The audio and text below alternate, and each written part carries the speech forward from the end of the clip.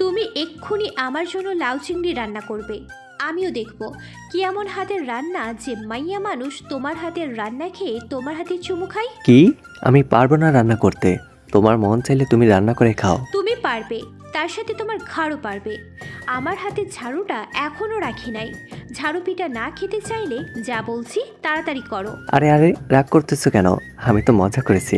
কে বললো পারবো না? আমার 10টা না 5টা না একটা মাত্র বউ, তার উপর আমার কুদ্দুসের মা বলে কথা।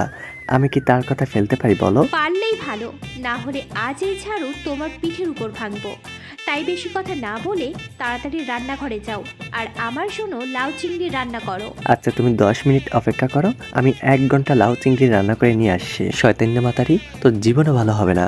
আমাকে দিয়ে এই ইমন ওরফে হিরো আলমের ছোট ভাই কুদ্দুসের বাপকে দিয়ে রান্না করানো? দেখবি তোর জামাই তোকে কাজে বেটি জড়ি না করে রাখবে। সারাদিন তোকে রান্না হতে ঘরমোছা, জুতা সেলাই হতে চন্ডি ফাট সব তোকে দিয়ে করাবে। তোর জামাই হবে টাকলা বুড়িওয়ালা আমাদের জাতীয় তিশাফুর হাজব্যান্ড মুস্তাক দুলাভাইয়ের মতো। হায় হায়, রাগের মাথায় কী বলে ফেললাম।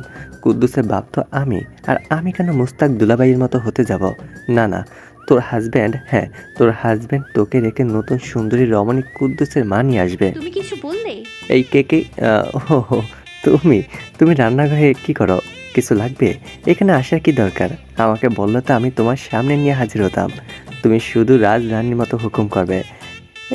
আইসে আমার রাজধানী। রাজধানী না চাই, তুই হলি রাক্ষসী রানী কটকটি। এই শেষে আবার কি বিড়বিড় করলে? ভালোভাবে শুনতে পেলাম না। আরে কিছু না, ওই বলেছি আমার বউটা কত ভালো, লক্ষ্মী একটা মেয়ে, যেন আমির হাওলাদারের বউ পদ্মজার মতো।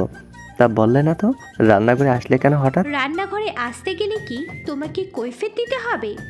আমার হাতে ঝাড়ুটা রাখতে আসলাম, আর এসে দেখি তুমি কিছু একটা বিড়বিড় করে বলতাছো।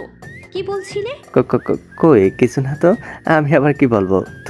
তুমি ভুল দেখেছো। ও, ভুল দেখলেই ভালো তোমার জন্য। তা রান্না কত দূর? এই তো হয়ে গেছে, তুমি ফ্রেশ হয়ে আসো, আমি খাবার রেডি করছি। তাড়াতাড়ি করো।